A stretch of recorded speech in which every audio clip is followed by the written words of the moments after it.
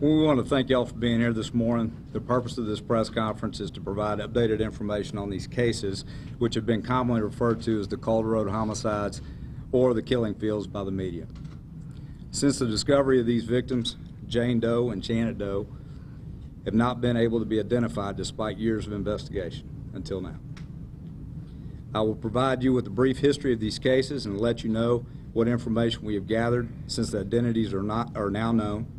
With the information provided today, we hope that new leads and information can be developed that will help bring justice for these victims and their families. Before we begin, I want to introduce the officers that are with me today. Their information has been provided in the media packets that you will receive when this is done. To my far left is Detective Gina Bogle, Agent Patrick York, from the FBI, Agent Richard Renison from the FBI, Lieutenant Michael Buffington, Captain Tony Hara, and Detective Reese Tisdale. On October 10, 1983, Heidi Fye was reported missing. At the time of this report, Heidi was 25 years of age. On April 6, 1984, Heidi's remains were discovered after a family's dog brought skeletal remains to its home in the 1300 block of Irvin Street. A search was conducted in the wooded area near the 1300 block of Irvin, where the rest of the remains were located. On February 2, 1986, two male juveniles were riding bikes in the same general area where Heidi's remains were discovered, and they found another body. While the scene was being processed, remains of another victim were discovered in close proximity. The remains were in vastly different stages of decomposition.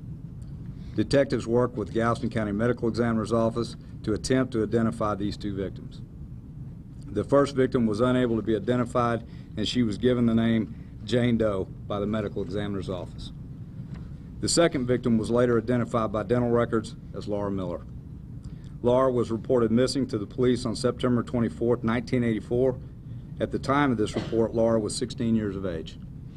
Sometime after 1986, Robert Abel leased the property in this area and opened a business called Stardust Trail Rides for recreational horseback riding. On September 8, 1991, the body of a victim was discovered by two people riding horses in the area of the Stardust Trail Rides. Again, detectives worked with the Galveston County Medical Examiner's Office to identify this victim. After a thorough investigation, detectives were unable to identify this victim, and the Medical Examiner's Office gave her the name Janet Doe. Since the first victim was discovered in 1984, detectives from the League City Police Department have been working diligently to identify Jane Doe and Janet Doe and search for suspect or suspects that are responsible for these senseless acts.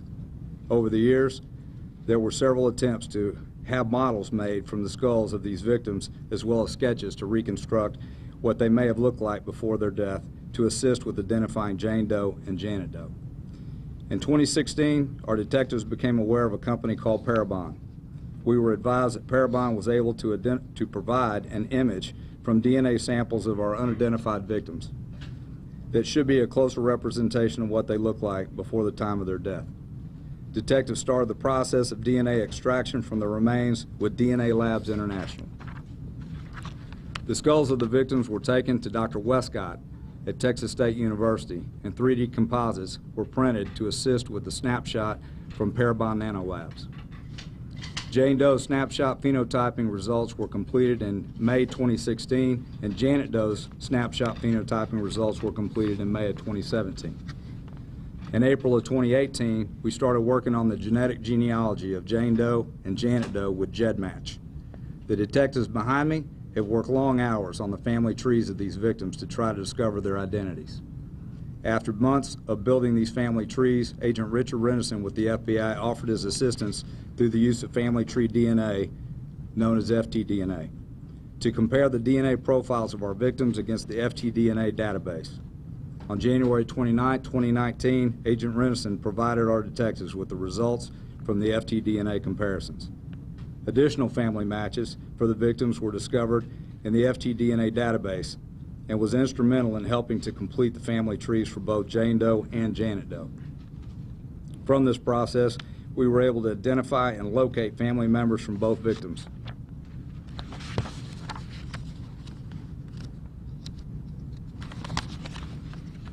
DNA samples were collected from the son and sister of Janet Doe, and agents from the FBI coordinated the collection of family members for Jane Doe that were out of state.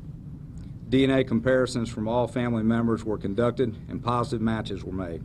Detectives met with the Galveston County Medical Examiner and provided her with the findings.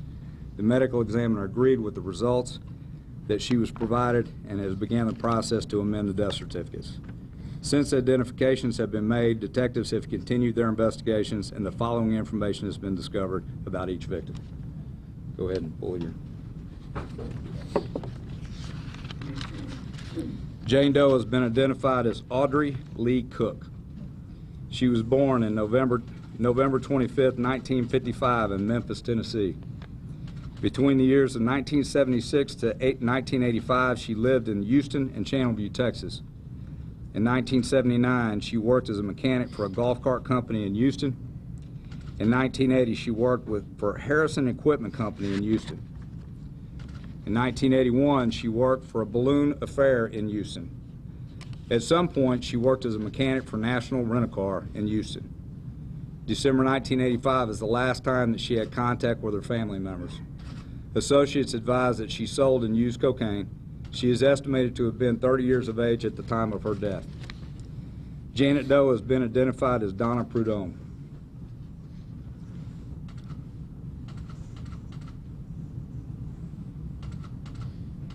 He's not been away, is he?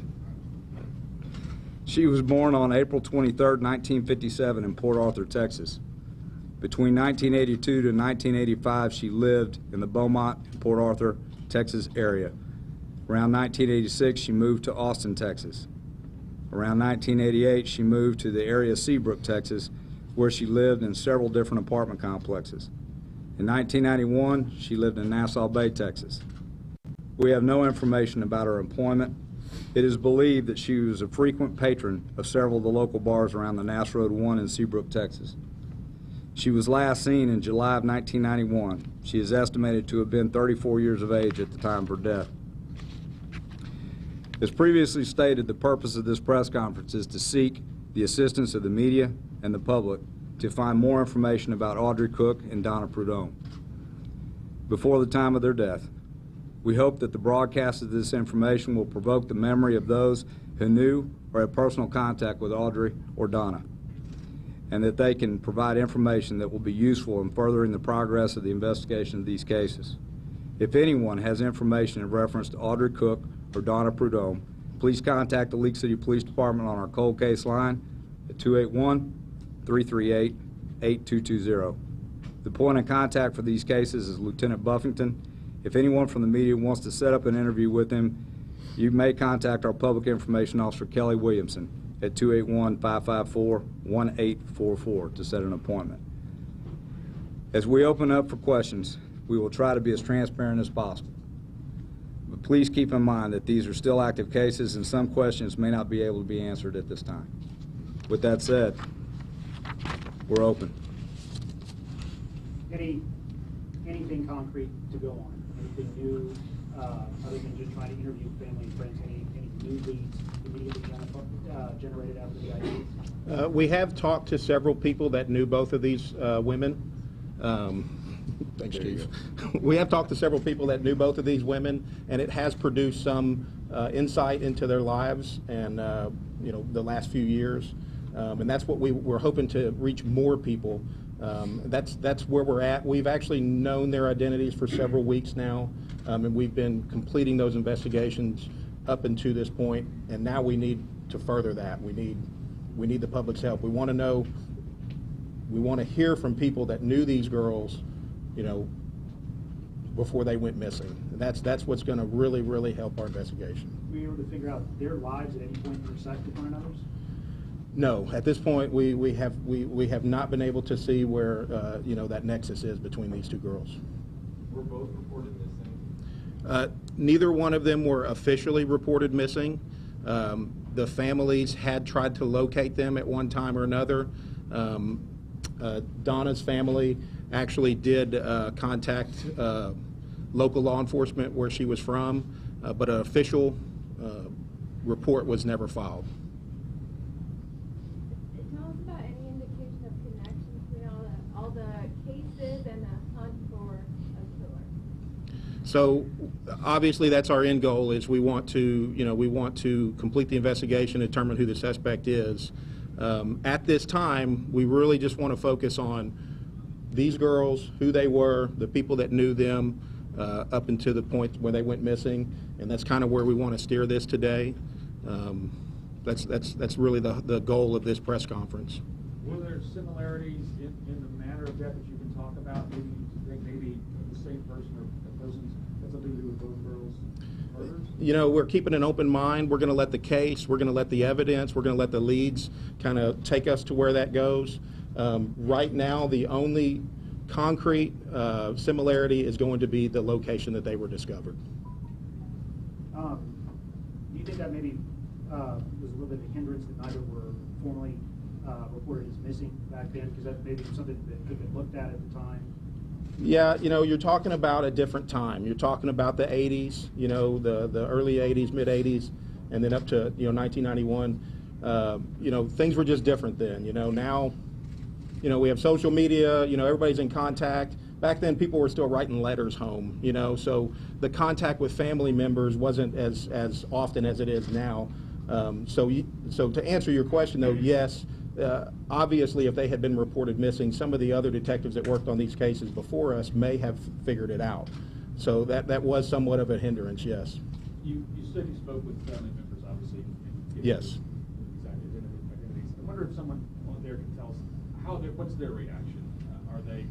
Is there relief that this mystery has been at least partially solved? Are the grieving process starting all over again? What are their families' reactions? Yes, a little bit of all that. Myself and Detective Tisdale actually did meet with and interview some of the families, because that was part of the DNA collection process. They're both, you know, elated that there's closure, but it was also a formal grieving process for them. You know, now that they knew that their loved one was actually deceased and not just missing or, you know, carried on a new life somewhere. So yes, it was a very emotional roller coaster for them. Is that what family had thought, that they just kind of picked up and just went somewhere to start fresh? Yes, Donna moved from her original birth location to the Austin area in the early to mid 80s, and then from there she moved to Seabrook, and she just kind of fell out of contact with her family. Didn't have a lot of you know, like I said, it's not the social media age, so you know, it wasn't uncommon to go, you know, months or a year without, you know, seeing somebody. So it was one of those things where they thought that, you know, she probably just went her own direction, and you know, they just at some point, you know, they kind of gave up looking for her. They did make attempts to report her missing with their local law enforcement agency, and they did conduct a small search, but just was never entered. Which local law enforcement? I believe that was Port Arthur Police Department originally, back in the 80s when they first started looking for her. What brought Audrey from Tennessee area? Audrey, her and her girlfriend moved to the Houston area in the late 70s, and there was no real reason why they moved here. They just wanted to leave their hometown, is what we're to gather. They moved to Houston, established a new life here, and that was pretty much it. She regularly communicated with her parents via letters and phone calls, and then at one point her parents, either her father or her mother, were ill, and they hadn't heard from her in a while, so a family member actually came to Houston looking for her and tried to find her without any luck. Can you talk about the DNA, everything else is one thing, but then you still have to piece together a family tree of some sort or something like that. Talk about the groundwork that you and your staff did during this. Yeah, so when we first started this, the first thing was Agent Renison. We were having a meeting. We meet pretty regularly on our cold cases, and he said, hey, there's a new company out there that's doing this DNA-based imaging, and that's Parabon. So that's what first started it. We first started using Parabon, and then things that started in 2016. Then things started progressing. The same investigation that they did for the Golden State Killer was the same thing that we did on ours. It's basically you take the DNA and you plug it into the publicly accessible databases, and you start trying to find family members. And then you start trying to build the family trees from that point forward.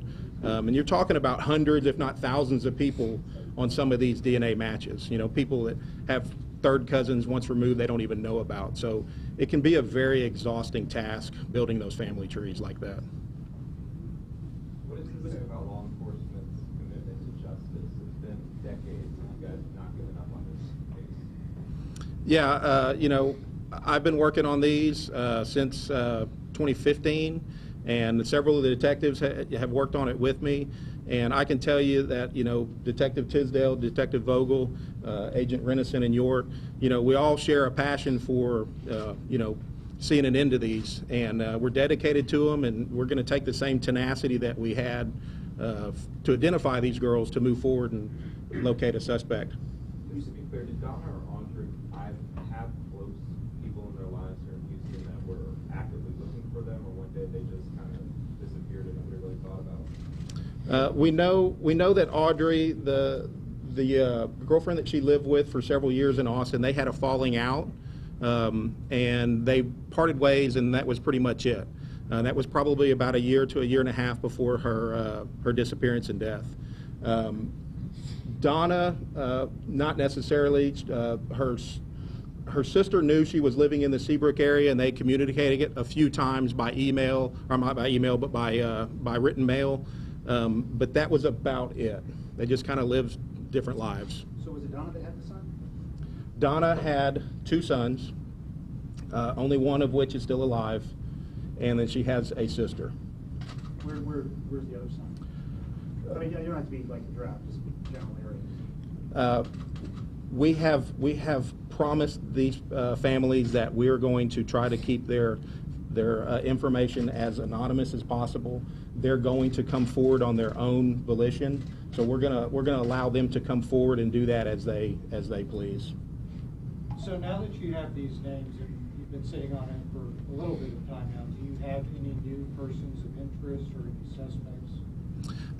There are several persons of interest that we've looked into over the years. All of those still remain persons of interest. We have learned a lot of new information, but we really don't have anybody that we are willing to come out and say he's the guy we're focusing on the most. But you can say that these identities have helped you further the investigation already. Absolutely, absolutely. I mean, we've just been, you know, nonstop every day. You know, we're working on these cases, and we're conducting interviews, and we're tracking people down, and just, you know, and we still have a regular caseload to manage as well, you know, but we're working on these every day.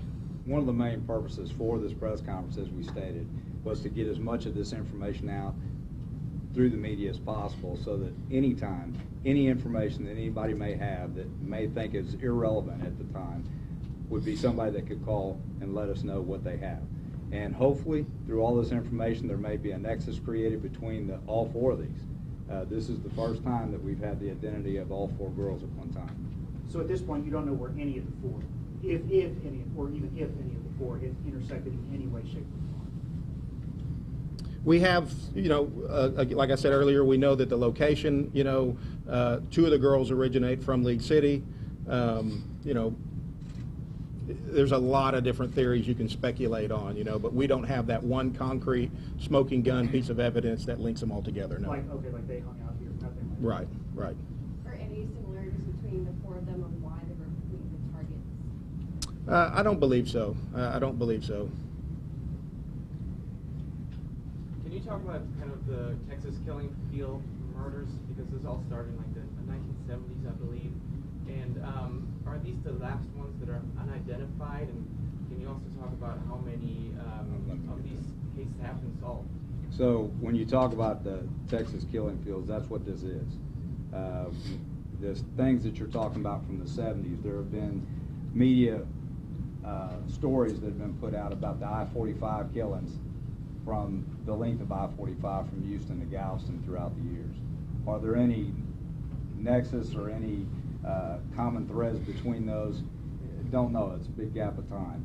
Is it possible that some of these could be related in some way, shape, or form? It's possible. In a lot of these cases, there are suspects in those cases, some of them that have actually been adjudicated over time. But with this, ours are these 4 girls here. We had 2 of the young ladies that obviously, like we stated, had not been identified up until recently. And now all 4 of the ones that we have been identified. And now our chore is to try to find justice for these victims by finding out suspect or suspects that could be tied to these cases. Do you have other open cases the League City Police Department does that are tied into the whole Texas Killing Field? No, we have other cold cases, but are not tied to this case. There's been a kind of a misnomer over the years, the Killing Fields versus Calder Road. We only had these victims on Calder Road. The media has kind of lumped the Killing Fields all the way from Huntsville to Galveston when you read about it. So the only cases that we have on Calder Road are these 4 women. We do have other unsolved cold cases that we're working on, but they're not Calder Road cases. In the general area, that's why these Google Maps are here. This is the general area where they were discovered. So that's what we have for this case. Well, I was going to say, has that hurt maybe in terms of general tips from the public over the year that the Calder Road murders kind of got lumped in with all the other murders? Like you said, some people have actually gone to prison over some of those murders. Do you think that kind of maybe obfuscated some of the tips that came in? To a degree. I mean, we get lots of tips that come in that end up being nothing associated with our Calder Road murders. And we just we filter through them. We take everything. Any tip that comes in, though, we look at it, we vet it, we make sure that it we have exhausted the information in there. And but a lot of stuff does just kind of get lumped into one. Donna Prudhome's looks like a mugshot. Is that correct? That is the last known picture that we had of her, and yes, it was a booking photo. That was the only one that was most recent that we could find. It's not necessarily the one we wanted to use, but this picture was taken in 1990, and we know she was obviously killed in 1991. So that is the reason why we chose to put that one in there, because we want the people that knew her in 1991 to come forward. And talk to us. We put some other pictures in there. That's one thing about the Parabon pictures is they're all done at age 25. That's why we put a picture of her in there at age 25, as well as the only picture we had closest to 25 of Audrey as well. Can you talk about her criminal background at all? Does that tie into maybe her circumstances around her death, anything like that? I don't believe it does. No. Can you discuss her background at all? Not her criminal background, no. Was that yours? Was that a League City? No, that was actually from the Sheriff's Department, Galveston? Galveston County. Chief or Lieutenant, has there been like a hotline set up for this or anything like that? Because with the attention you may give now, you want to call it a regular line? How do you want Yes, it's actually on the bottom of the posters. It's the one that the chief mentioned.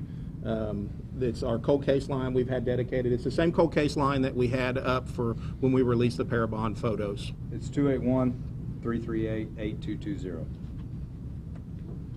And y'all will all have media packets that are available to you when you leave here that'll be in the lobby. So all of this information will be gathered in these folders. Anything else? Is there any correlation to the way they were killed?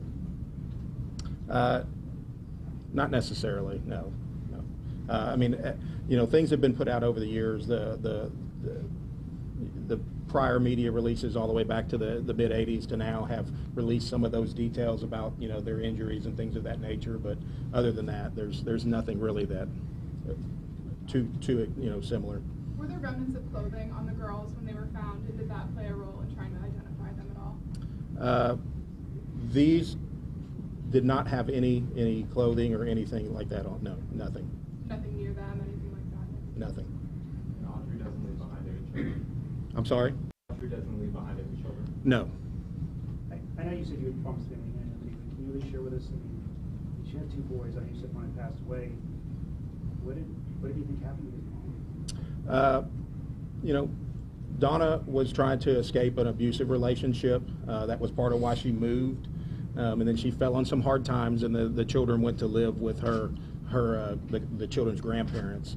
And then they all kind of just lost touch. So when we spoke with the son, he kind of just thought his mom moved on, and lived a life somewhere. And it was just, he was raised by his grandparents. So it was just something that he kind of just, in his own mind, closed that chapter of his life and moved forward.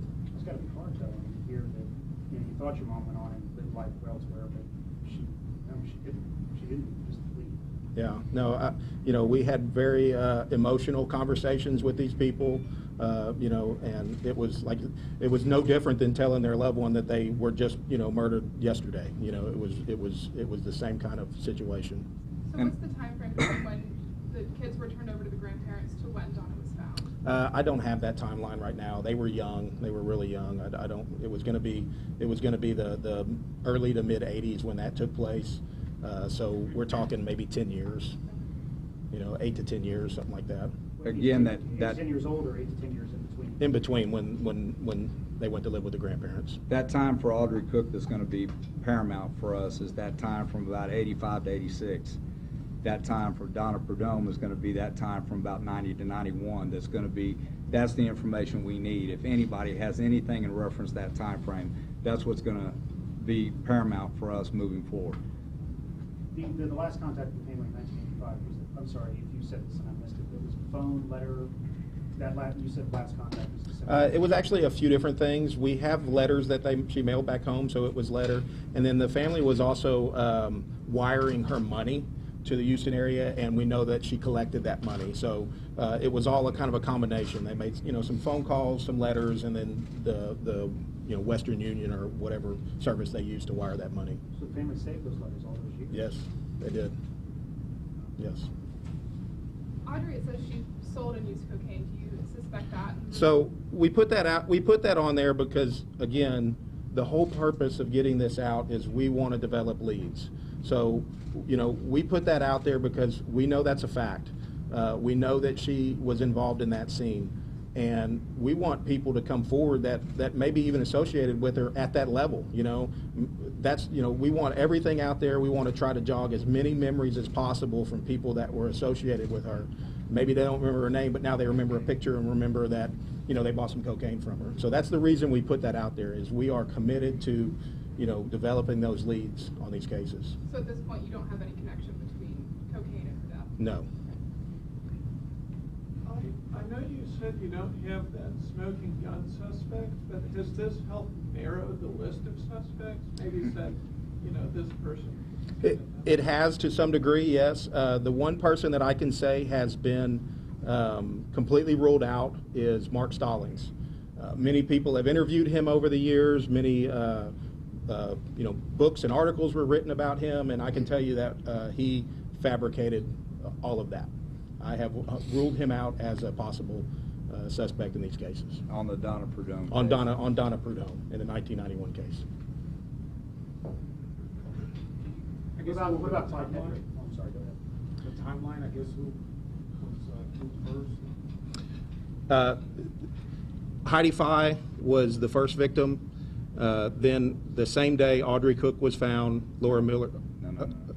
So Heidi Fye was reported missing in '83, and in 1984 she was discovered.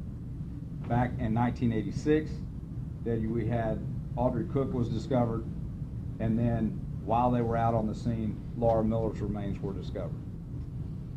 Audrey Cook, we had attempted to get her identity known at the time, and we were unable to do so. Laura Miller's remains were identified through dental records. Donna Prudhomme was found in 1991, and so that's that span of time for each of those cases.